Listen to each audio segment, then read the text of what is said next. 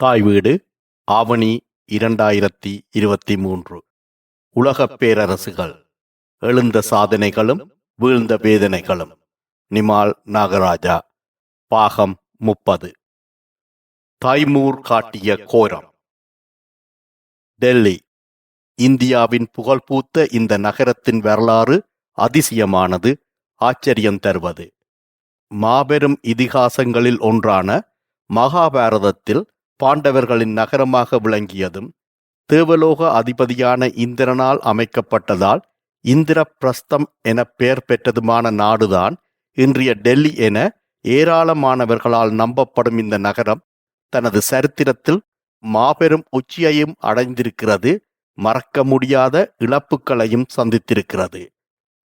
செழிப்புமிக்க இந்திய தேசத்தின் உச்சியில் அமைந்திருக்கும் டெல்லி அந்நிய ஆக்கிரமிப்பாளர்களை அதிகமாக கவர்ந்தது. அதன் அமைவிடம் காரணமாக அது அடிக்கடி போர்களையும் சந்தித்தது. ஜமுனை நதிக்கரையோரமாக இருக்கும் டெல்லியில் இரத்த ஆறு அதிகமாகவே ஓடியது. ஆயினும் விளவிள தொடர்ந்து எழுந்த உலக நகரங்கள் வரிசையில் டெல்லிக்கு தனியிடம் உண்டு. பிற்காலத்தில் டெல்லியை வெற்றி கொண்டு இந்தியாவில் மிகப்பெரிய புகழ்மிக்க சாம்ராஜ்யத்தை நிறுவிய மொகலாயர்களின் வண்ணமயமான வரலாற்றை பார்க்க முதல் டெல்லியின் இடைக்கால சரித்திரத்தை சுருக்கமாக பார்த்து வருவோம். அது பொது ஆளிக்கு பின் 1191 ஆண்டு. ஆப்கானிஸ்தானில் இருந்து முகமது கோரி என்பவன் பெரும் படையுடன் டெல்லியை நோக்கி பாய்ந்து வருகிறான். அவனை எதிர்த்து நிற்கும் ராஜபுத்திர மன்னன் வேறு யாரும் கிடையாது, கன்னோசி மன்னன் ஜெயச்சந்திரனின் மகள் சம்யுக்தையின் காதல் நாயகன் பிருத்திவிராஜன் தான். வீரத்துக்கு பெயர் பெற்ற ராஜபுத்திரர்கள் பிருத்திவிராஜன் தலைமையில் கோரியின் படையை சின்னா பின்னமாக்கி சிதறி அடிக்கிறார்கள். போரில் கோரிக்கும் பலத்த காயம். தன் தேசத்திற்கு தோற்றோடிய கோரி அடிபட்ட புலியாக உரிமை கொண்டிருக்கிறான். அடுத்த வருடம் கோரி மீண்டும் டெல்லி வருகிறான், மிக வலிமை வாய்ந்த படையோடு. வெற்றி தேவதை இம்முறை கோரியின் பக்கம். காதலுக்கு புகழ்பெற்ற பிருத்திவிராஜன் கொல்லப்படுகிறான். டெல்லி கோரியின் வசமாகிறது. இந்தியாவில் இஸ்லாமிய ஆட்சியை அறிமுகப்படுத்தியவன் கோரிதான். அவனுக்கு பின்பு பல இஸ்லாமிய பேரரசுகள் இந்தியாவில் பலமாக வேரூன்றி நீண்ட காலத்திற்கு ஆதிக்கம் செலுத்தின. தனது சாம்ராஜ்யத்தை தொடர்ந்து விரித்து கொள்ள விருப்பம் கொண்ட கோரி வெற்றி கொள்ளப்பட்ட இந்திய பிரதேசங்களை நிர்வகிக்க தனது தளபதிகளை நியமித்துவிட்டு மத்திய கிழக்காசிய பிரதேசங்களை நோக்கி படையெடுத்தான்.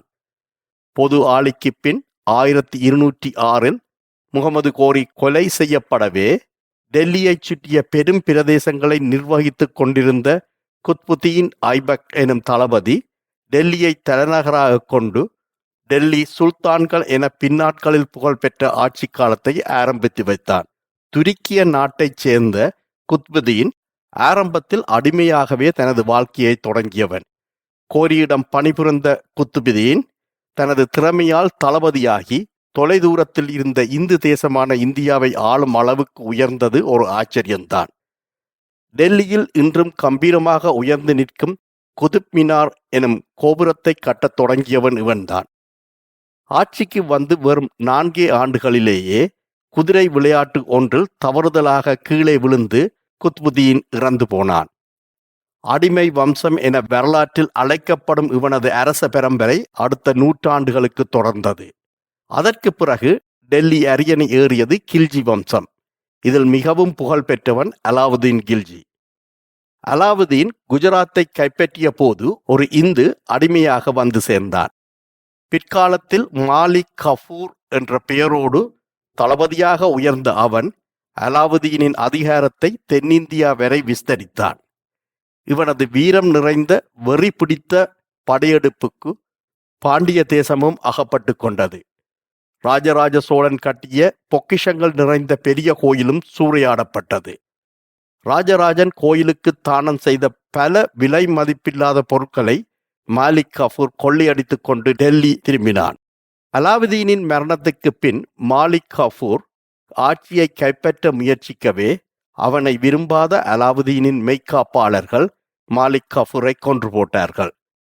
கில்ஜிகளுக்கு பின்பு டெல்லி அரசனை ஏறியது துக்ளக் வம்சம். இந்த வம்சத்தில் முகமது பின் துக்ளக் என்ற மன்னன் மிகவும் பிரபலம். இந்த பிரபலத்துக்கு காரணம்தான் சற்று சங்கடமானது. அசைக்க முடியாத வீரமும் ஏகப்பட்ட மொழிகளில் பாண்டித்தியமும் பெற்ற அறிவாளியாக இருந்தாலும் துக்ளக்கிற்கு கிறுக்குத்தனமும் அதிகமாகவே இருந்தது.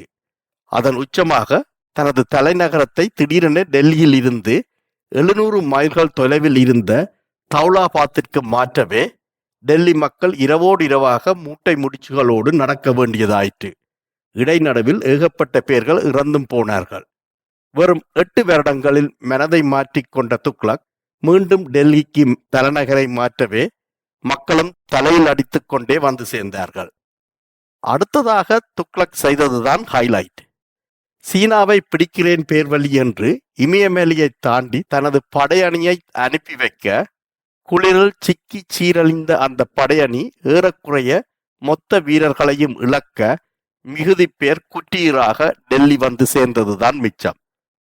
துக்ளக் வம்ச ஆட்சியின் கடைசி காலத்தில் பங்காளி சண்டை அதிகமாகி சாம்ராஜ்யம் வலிமை இழந்து போன போது வடக்கிலிருந்து பெரும் ஆபத்து ஒன்று வந்து சேர்ந்தது.